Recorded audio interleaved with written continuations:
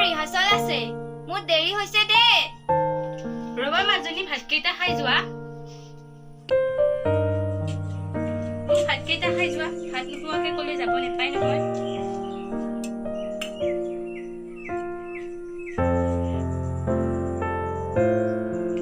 এই যে তুমি নাটক কৰা কিমানে যে কিমান কথা কয় আৰু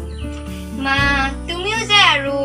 মানুহেতো এইটো কথা নকয় তুমি এই ঘৰখন কিমান কষ্ট কৰি চলাই আছা মা মই এতিয়া যাওঁ দে ঠিক আছে যোৱা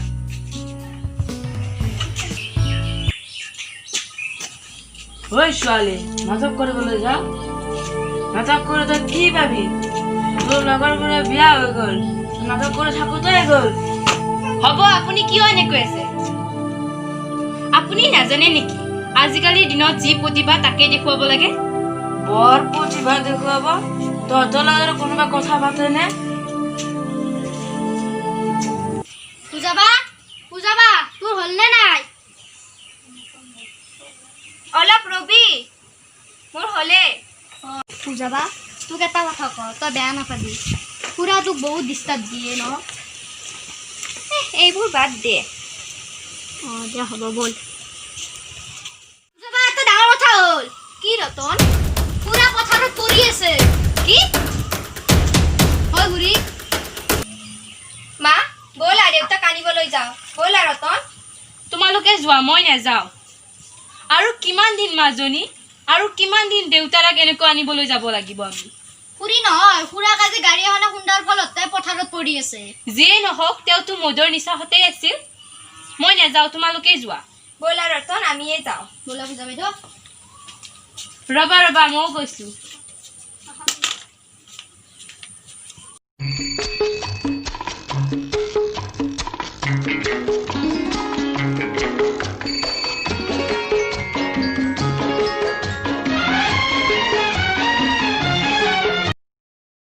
শান্তি নাই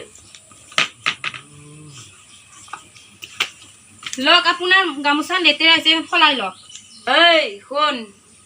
তোৰ বিয়াৰ বয়স হৈছে তোৰ লগৰে বোলে বিয়া হৈ গ'ল কাইলৈ তোৰলৈ চাব আহিব তোক তই ওলাই থাকিবি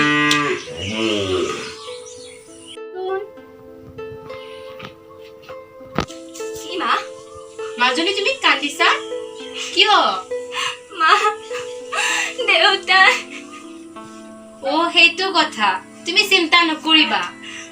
চাও নাকান্দিবা সিহঁতক মই ফোন কৰি আহিবলৈ মানা কৰি দিছো মা 12টা বাজিল এতিয়ালৈকে দেখোন কইনা চোৱা মানে অহাই নাই নে আমাৰ এইজনীয়ে কিবা লগালে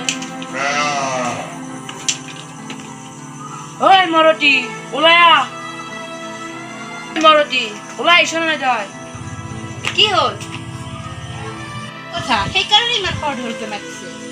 শুনক মই তেওঁলোকক ফোন কৰি মানা কৰি দিছো আহিবলৈ কি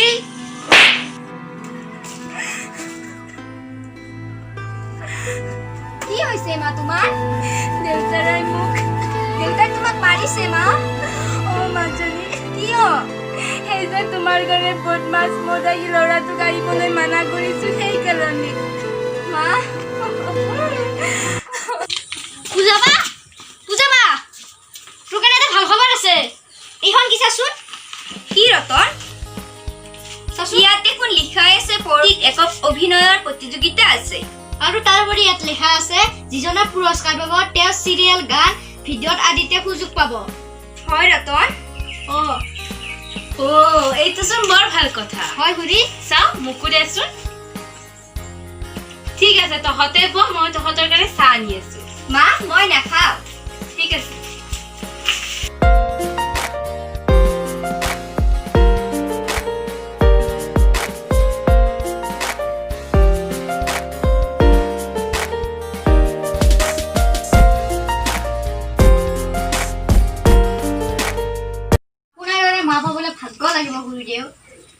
ৰতন আমাৰ মাৰ দৰে মা এজনী পাবলৈ ভাগ্য লাগিব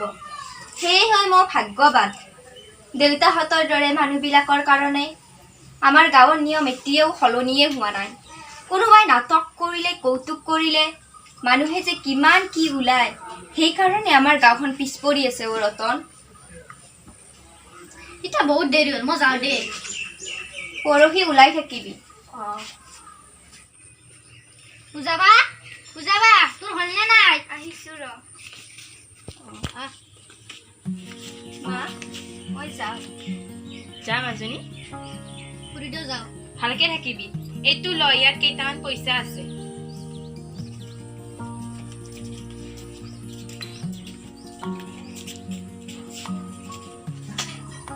পানী গিলাচ আনিছো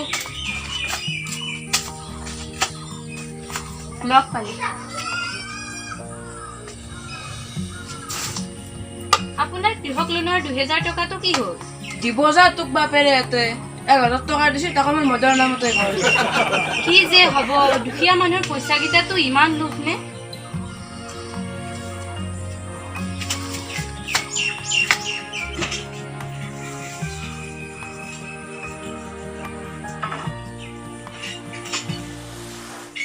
মা মা মই আহিলো ভালে ভালে আহিলি মাজনী ঘৰৰ ভিতৰলৈ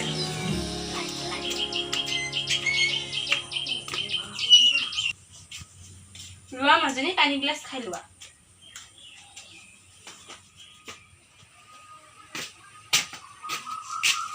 তই গুৱাহাটীলৈ নাটক কৰিবলৈ কি পালি তই মই কৈছিলো নে ঘৰ ছোৱালী ঘৰটো থাক আপোনাৰ কেচ কেঁচাবলৈ আৰম্ভ হ'লে ছোৱালীজনী আহি পাইছিলহে মোৰ জীৱনটোত শান্তি নাই